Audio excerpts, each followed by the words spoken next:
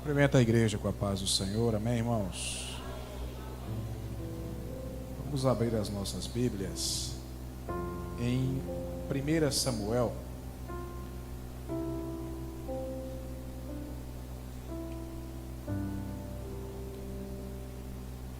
capítulo 1 de 1 Samuel, irmãos.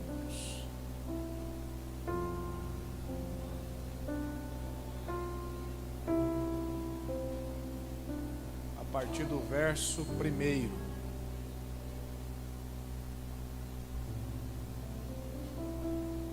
Todos encontraram? Quero fazer um pedido para você. Deixa sua Bíblia aberta após a leitura, porque durante a ministração nós vamos percorrer o texto. Eu gosto de pregar de forma expositiva, irmãos, que é a maneira que a gente erra menos, né? E ao ponto que nós erramos menos, nós acertamos mais, porque nós estamos expondo a palavra de Deus como ela é. Amém? Diz a palavra do Senhor: havia um homem de Ramataim Zofim, da região montanhosa de Efraim. Seu nome era Eucana, filho de Jeroão, filho de Eliú, filho de Tou, filho de Zufi, efraimita. Ele tinha duas o que, igreja? A primeira se chamava Ana, que significa o que, igreja? Graça, graciosa. E a outra se chamava Penina, que significa o que, igreja? Pérola ou coral. Transliterando do grego, do hebraico para nosso idioma, seria uma Margarete, segundo alguns estudiosos, mas tudo bem.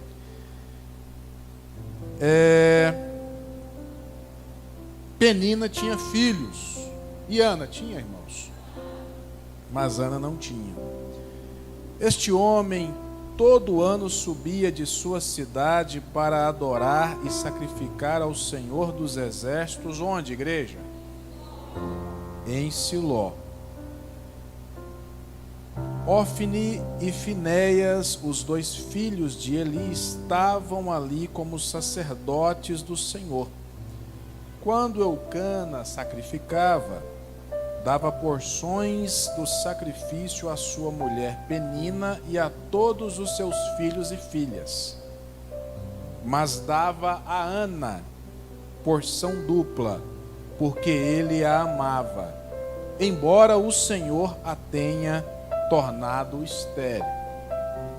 Sua rival a provocava muito com irritações, porque o Senhor a tinha tornado estéril. Amém, meus irmãos? Podemos assentar. Meus irmãos, essa passagem bíblica é muito conhecida por todos. Falar de Ana e Penina é quase que um assunto já batido, né? Porque vez ou outra a gente ouve alguém pregar sobre esse texto. Mas eu quero aqui tentar falar algumas coisas que o Senhor colocou no meu coração. E cuidadoso que sou com as palavras, irmãos, quando eu digo que o Senhor colocou no meu coração, o Senhor não apareceu para mim aqui, abriu meu peito, fala isso. Não. É porque quando você está lendo a Bíblia, o Espírito Santo ele fala contigo. E eu estava lendo a Bíblia, eu ia pregar outra coisa. E eu sentado ali, aí me veio esse texto à memória, e eu fui revisitá-lo, e o Senhor começou a falar comigo. Eu falei, então é aqui que eu vou pregar. Amém, irmãos? Pois bem, o livro de 1 Samuel, assim como 2 Samuel, foi escrito pela mesma pessoa, pelo juiz, profeta e sacerdote Samuel. A data, segundo os estudiosos, por volta do século X a.C. Na Bíblia hebraica, não há essa divisão como na nossa. É um livro só, é um contexto só, a narrativa de Samuel. Mas o que eu quero aqui trazer para a igreja? Esse livro, ele parece ser apenas um registro histórico. Mas se você for fazer uma pesquisa mais aprofundada, você vai ver que esse livro ele trata de algumas questões teológicas importantes para nós. A primeira delas que eu quero aqui externar é a respeito da soberania de Deus. Esse livro ele fala da soberania de Deus, e eu posso citar como exemplo quando Deus, como soberano que ele decide que Saul não seria mais o rei de Israel, e determina que o profeta vá até a casa de Jessé, o belemita, e lá unja o novo rei da nação. Ou seja, o livro fala dessa soberania de Deus, que é aquele que faz o que quer, quando quer e da maneira que quer. E é por isso que nós podemos descansar, irmãos, e confiar no Senhor.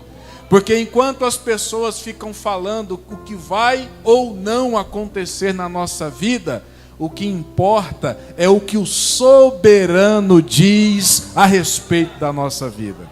A segunda coisa que eu encontro também no livro de Samuel, e aí eu estou considerando o livro como um todo, 1º e 2º Samuel, é a respeito de um tema importante para nós, que é a doutrina do pecado. Nós encontramos no livro de Samuel ele tratando de forma muito explícita as consequências que o pecado pode trazer para a vida do crente. E aí eu vou citar também como exemplo o mais notório de todos que o livro trata, que é o rei Saul, que por ter pecado, por ter desobedecido o Senhor o rejeitou.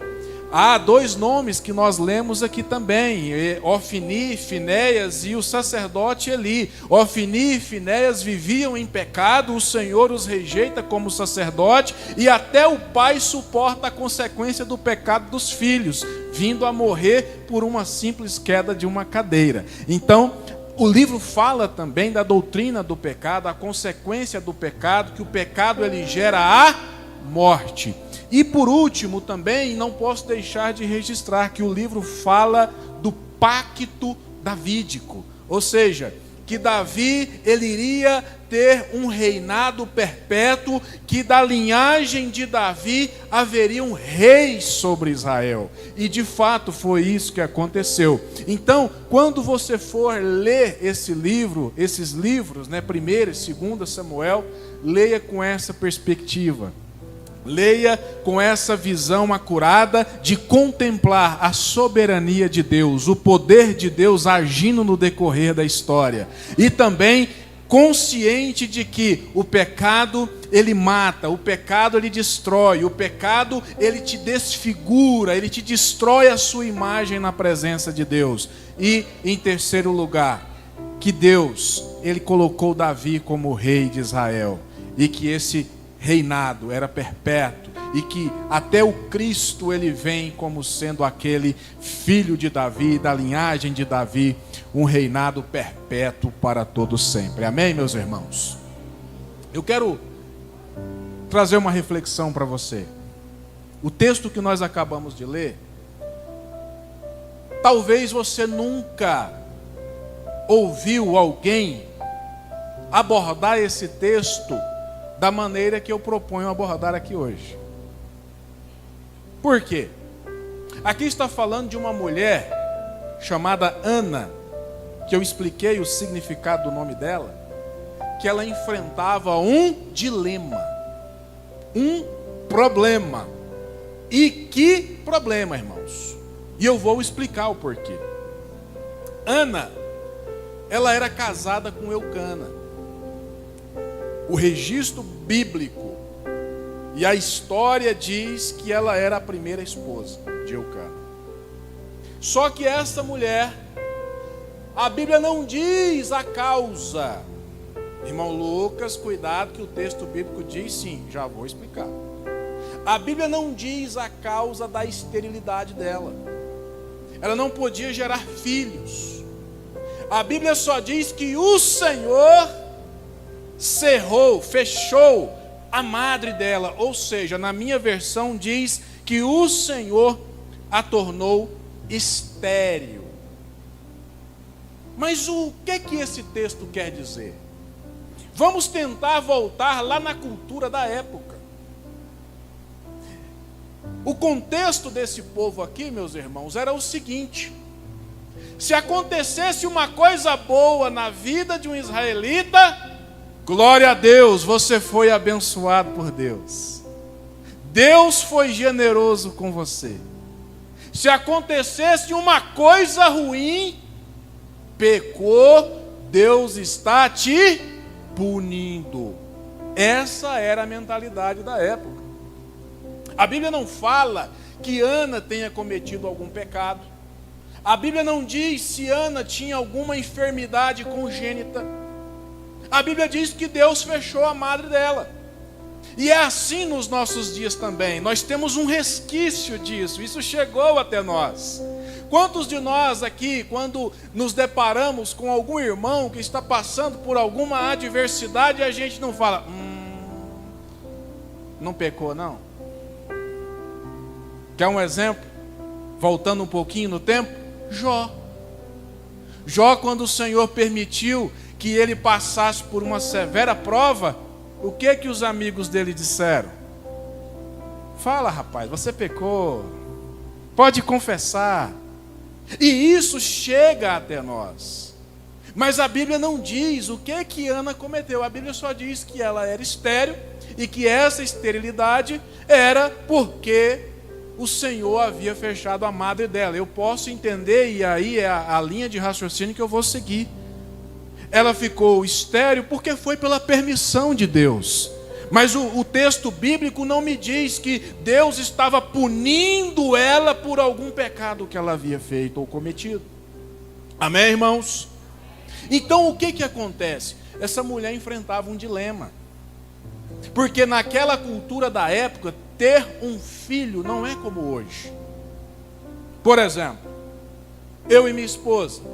Imagina o que é ser um casal como eu e minha esposa, jovens, não temos filho, todo mundo, vai ter filho não?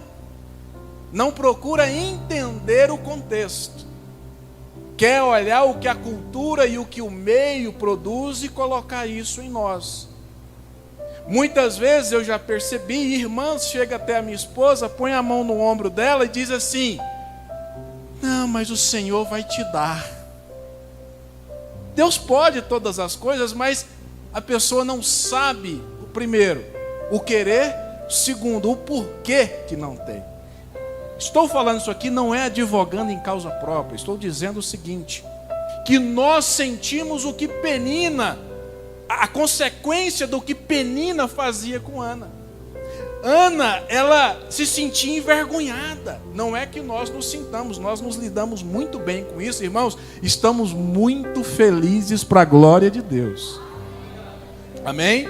Mas o que acontece? Ana, ela vivia numa cultura onde ter filho significava, sabe o que, irmão?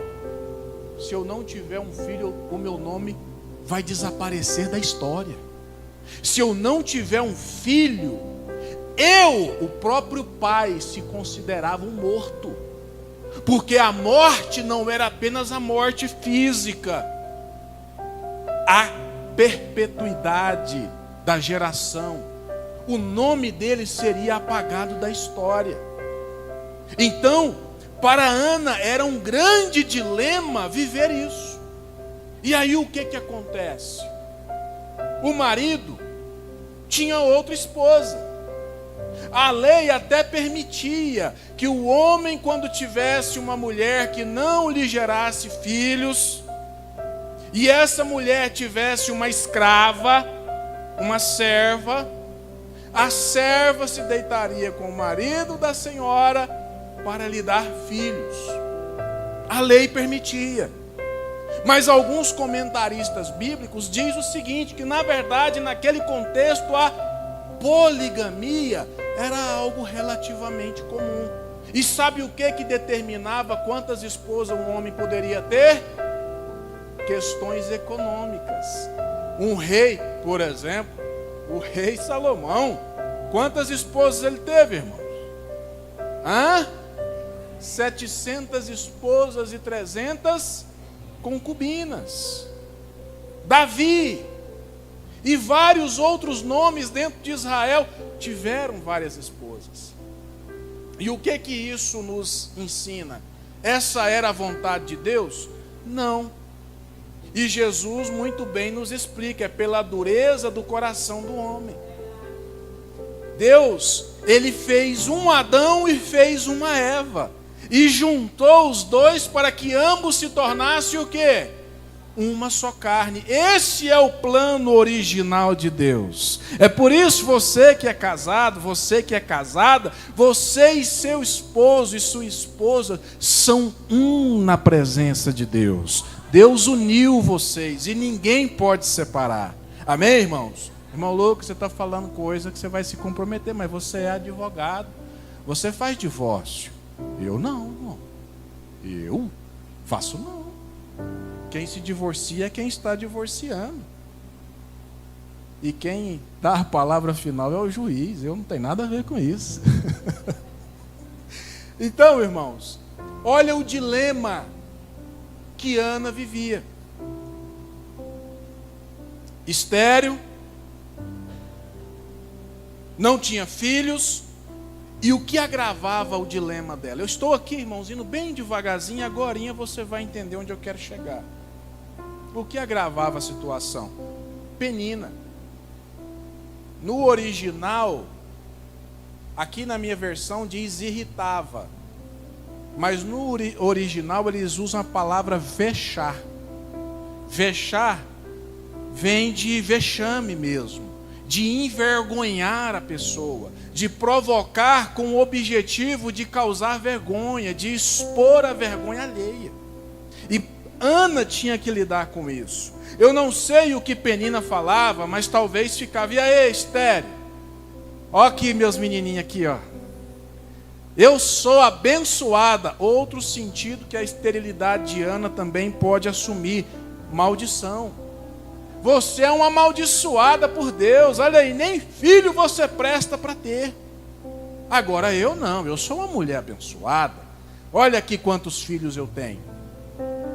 E aí, meus irmãos, sabe o que acontece?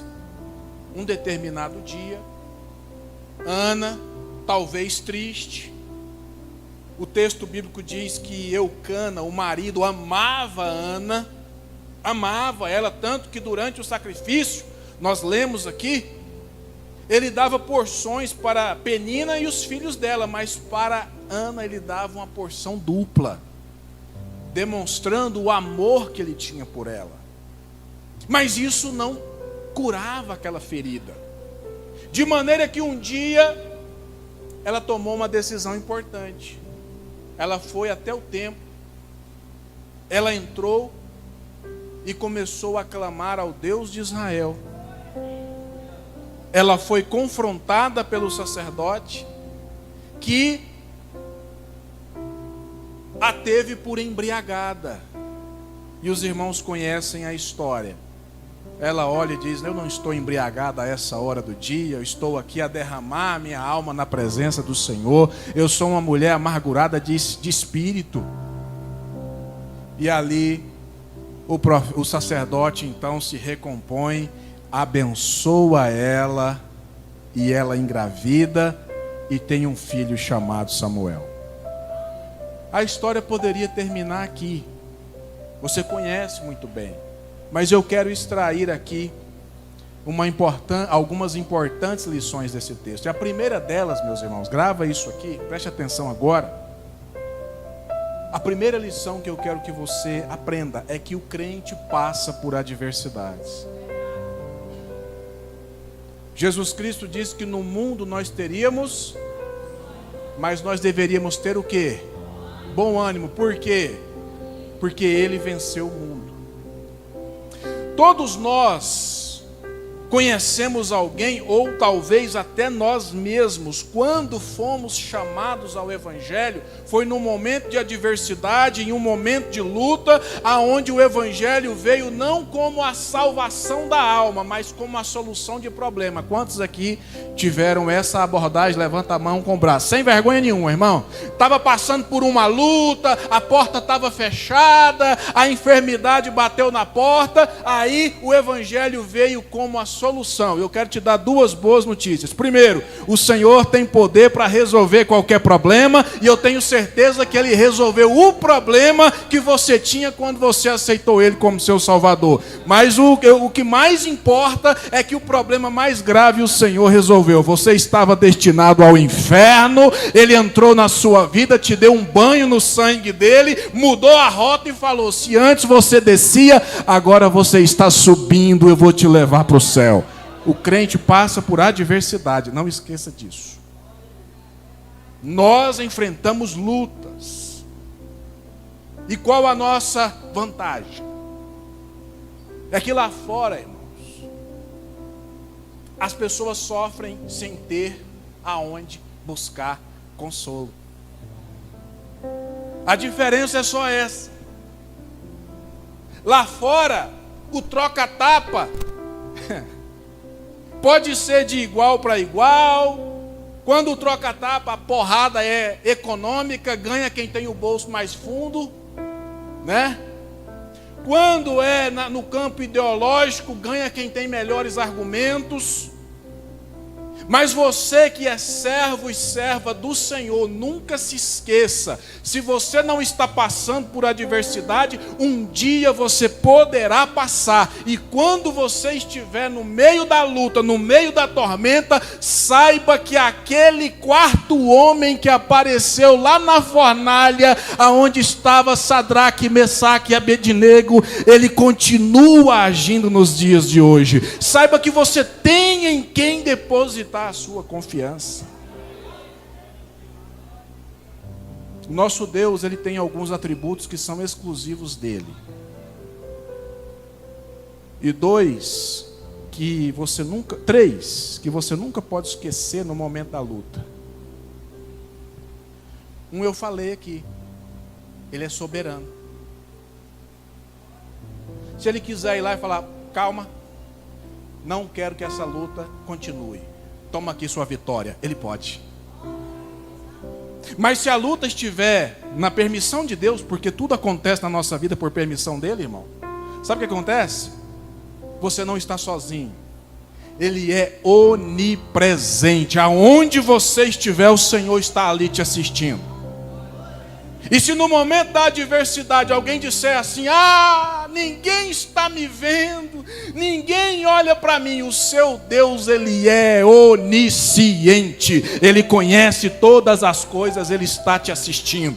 Não pense você que você está aí relegado ao esquecimento, não. O Senhor te conhece, ele está te vendo, e ele sabe até o último momento que você suporta essa luta. Amém, meus irmãos?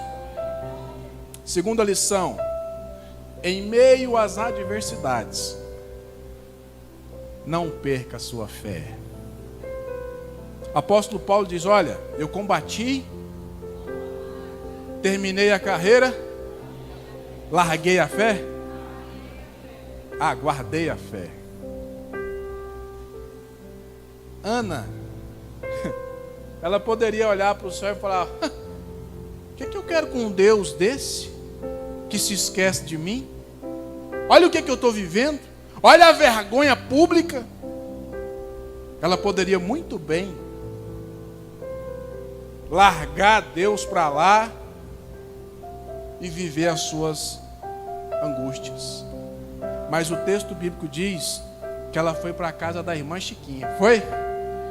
Ela foi lá para a casa da irmã Chiquinha fofocar. Foi ou não foi? Olha o que aquela miserável está fazendo comigo. E descia o pau na fofoca. Foi isso, irmão? O que ela fez? Ela foi para a igreja. Ela foi buscar o Senhor. A mente de Ana era o seguinte: se o inimigo pensa que me batendo vai me destruir, ele está fazendo igual se faz um omelete. Eu vou crescer, porque quanto mais ele me bate, mais eu me achego aos pés do meu Deus. Porque o único lugar aonde eu posso encontrar a minha vitória é na presença de Deus. E se eu não alcançar aquilo que eu desejo, eu entendo que essa é a vontade de Deus, e só de ter a presença dele na minha vida, eu sou um dos mais abençoados da face da terra. Amém, irmãos? Porque às vezes o que você quer não é o que Deus quer para você. E aí você faz birra. Lembra quando você era criança? Eu gostava de Babalu, irmão. Irmãos, o plano do diabo era que eu fosse um cachaceiro, só pode. Porque era boteco na casa do meu avô paterno e boteco na casa do meu avô materno. E aí tinha aquelas vasilhas grandes, cheias de Babalu. E eu não tenho vergonha de falar, porque eu era uma criança. No máximo seria um ato infracional, doutor Emerson. E eu ia lá de vez em quando e alisava aqueles Babalu. Aí quando a mão apertava muito, forças ocultas me obrigavam a pegar uns 3, 4. E quando eu era pego no flagrante, eu ainda fazia birra, irmão. Rolava no chão, né? Eu quero. Tem crente que é assim, irmão. Não sabe esperar a resposta de Deus. Coloca uma coisa na cabeça, eu quero, sem isso eu não vivo. Você não vive é sem Deus, irmão. Você não pode viver sem Jesus na sua vida. Você está olhando e enxergando só aquela parede que está ali. Deus está olhando lá na frente. Ele está enxergando o seu futuro.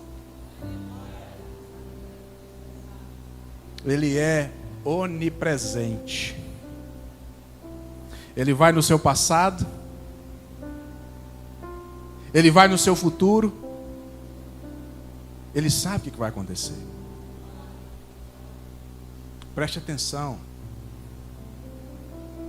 Não queira que Deus seja um capachinho que faz tudo que você quer.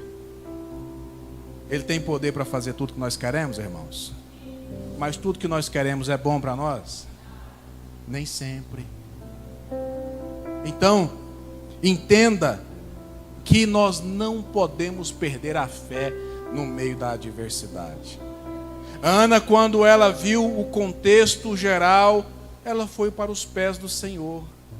E aí ela nos ensina que ainda vale a pena orar, vale a pena a gente buscar a Deus em oração, vale a pena a gente chorar aos pés do Senhor, vale a pena a gente, às vezes, mesmo estando certos, mesmo nós estando com a razão, a gente se humilhar na presença de Deus, porque a Bíblia diz que nós devemos nos humilhar para que ao tempo dele ele nos exalte. Então a gente se recolhe e deixa Deus trabalhar, porque Ele tem uma vontade, irmãos, que é boa, perfeita e agradável. E a vontade dEle para a sua vida é que você seja vitorioso, é que você seja vitoriosa, mas segundo a vontade dEle.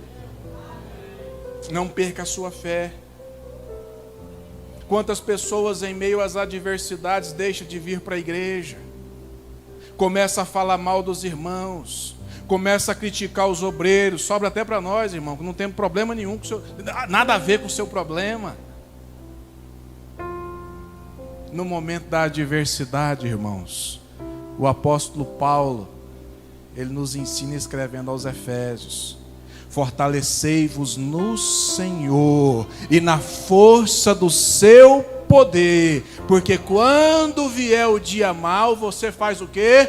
Você fica firme. A Bíblia diz que os que confiam no Senhor são como os montes de Sião, que não se abalam, mas permanece para sempre. Mantenha sua fé no Senhor, mantenha sua confiança no Senhor. A luta passa, mas o Senhor permanece. Ele é o Todo-Poderoso, Criador do céu e da terra. Além de não perder a fé, saiba que nessa sua busca por Deus, por confiar em Deus, obstáculos podem aparecer. Com Ana foi assim. ela foi na igreja, irmão. E dentro da igreja aparece um obstáculo. Ela foi mal interpretada. Isso pode acontecer conosco. Às vezes, vamos pegar aqui um contexto. As portas de emprego se fecham, porque o Senhor quer testar a sua fé. Deus permite, irmão. Aí, alguém pode dizer, isso é um vagabundo, não quer trabalhar. Isso aí, acorda meio-dia. Mas Deus conhece o seu esforço, Deus sabe o que você está fazendo. E não deixe isso ser um obstáculo no seu relacionamento com Deus. Não deixe jamais que palavras negativas, palavras de derrota, seja um obstáculo entre você e Deus. Pode deixar as pedradas te alcançar, pode te machucar, pode doer, mas o Espírito Santo está aí para passar o bálsamo, para te dar a esperança que você necessita para atravessar essa vitória, até chegar à sua vitória. Número 4, não se esqueça que Deus é Senhor do tempo. Deus é Senhor de tudo, irmão. De todos, inclusive do tempo. Quanto tempo você está esperando por uma bênção? Não sei. Não sei. Mas eu quero te dizer uma coisa. Deus pode determinar que ela te alcance hoje. Deus pode te entregar a sua vitória aqui durante esse culto. Deus pode entregar a sua vitória amanhã. É por isso que você tem que ser constante, você tem que estar firme, você tem que estar confiando, acreditando, porque nós não temos esse domínio, esse controle sobre o tempo, mas Deus tem. Talvez quanto menos você espera aquilo que você achava impossível, Deus faz um milagre e a bênção chega e te alcança. Por último, não tenha vergonha de passar pela adversidade. Sabe por quê? Todos aqueles que te veem passando pela adversidade também vão ver o Senhor te entregando a sua bênção. Passar por prova, passar por luta, irmão, é só para quem tem raiz. Porque muitas pessoas, no momento da adversidade, bate a vergonha na porta. Ai, nossa, meu Deus, vão me chamar de derrotado, disso. Tranquilo, irmão. Quem conhece sua vida é Deus. E não deixe o diabo lançar isso na sua mente, no seu coração, não. Sabe por quê? Porque ele faz isso para te tirar da igreja, para te tirar dos caminhos do Senhor. E tem pessoas que fazem isso. Enfrentam algum problema na vida, começa aquele sentimento de vergonha. Foi igual a Adão lá no Éden. Quando pecou, ele ouve a voz de Deus, ele faz o quê? Ele se esconde. Por quê? Ele viu que estava nu, e ele estando nu, ele teve vergonha da nudez dele. É assim conosco. Quando a gente passa por luta, por adversidade, a gente quer se esconder. Não faça isso, meu irmão. Não faça isso, minha irmã. O apóstolo Paulo, escrevendo aos Filipenses, ele diz: olha, eu posso todas as coisas naquele que me fortalece. Eu sei estar na abundância, mas eu também sei padecer e passar necessidade. Eu sei sentar na mesa e pedir o prato mais caro, mas se um dia eu tiver que bater numa porta e pedir um prato com arroz, feijão e ovo frito, eu tenho também coragem para fazer isso, porque eu posso todas as coisas naquele que me fortalece. Irmão Lucas, você está usando esse texto fora de contexto. Todas as coisas eu posso naquele que me fortalece, fala de vitória. Vai ler a Bíblia direito, porque te ensinaram errado. Se você pode ser abençoado, irmão, o Senhor te dá esse poder, saiba que você também pode ser uma pessoa simples e humilde e passar por privações, porque o Senhor te dá capacidade para enfrentar isso. Então não tenha vergonha. As pessoas só querem mostrar o lado bom da vida.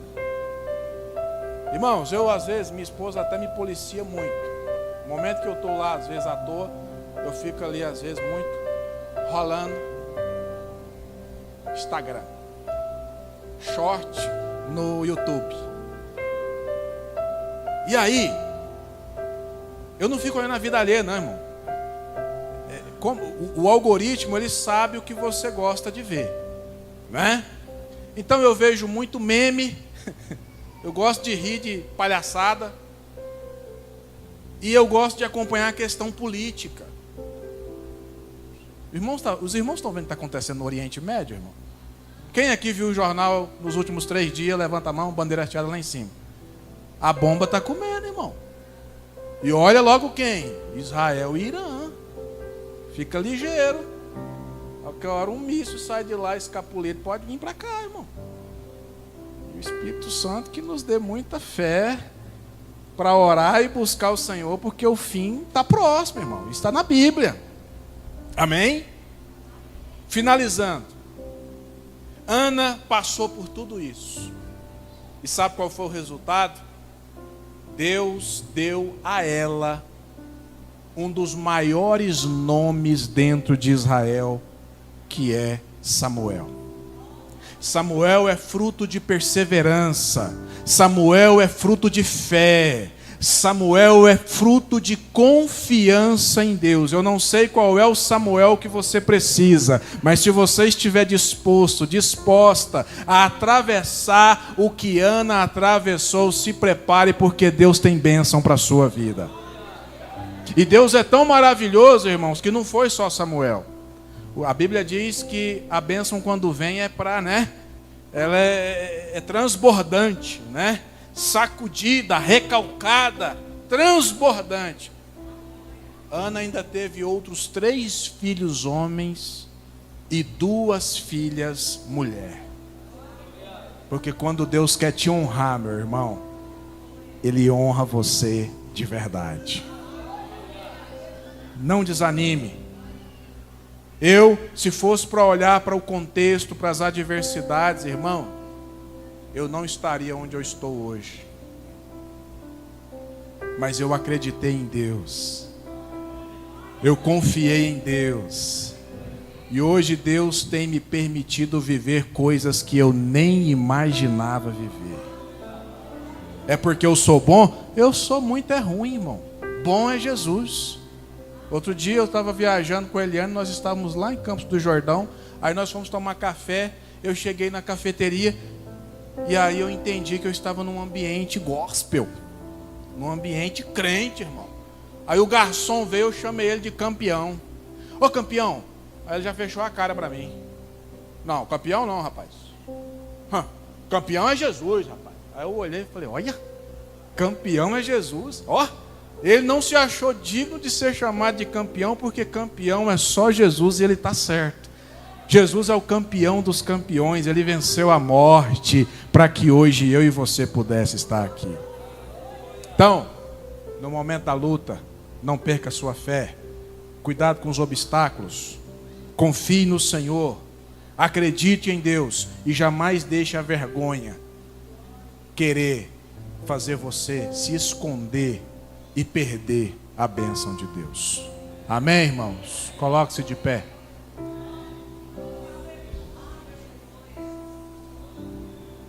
Quem entendeu o que eu falei aqui? Amém. Irmão, sai daqui hoje confiando no Deus que você serve. Ele pode todas as coisas. E o tempo dele não é o nosso. Mas eu posso te dizer uma coisa. Deus, ele está vendo tudo. Tudo. Tudo que você tem passado. E a solução está chegando. Quantos creem nisso? Curva a sua cabeça, vamos orar. Senhor, em nome de Jesus, teu filho amado, Preguei a tua palavra, Senhor. A tua palavra, ela é poderosa, ela não volta vazia. Ela cumpre o propósito para o qual ela foi lançada. Eu lancei a tua palavra nesta noite e que esta palavra encontre corações sedentos aqui, Senhor. Meu Pai, em nome de Jesus, que esta palavra gere fé em corações aqui nesta noite. Que o teu povo, meu Pai, entenda que o Senhor é o Senhor das nossas vidas, que o Senhor pode todas as coisas, que nós não temos outro Deus em quem lançar a nossa confiança está no Senhor. Então, meu Pai, como ministro do teu evangelho, eu ministro uma bênção especial sobre a vida de cada um dos teus filhos e filhas que aqui estão nesta noite. E decreto, ó Pai, uma vitória especial. Que o Senhor visite eles, surpreenda eles e que eles venham aqui dar testemunho de que o Senhor é bom. Amém, igreja? Amém. Deus abençoe, agradeço a oportunidade, devolvo a quem de direito.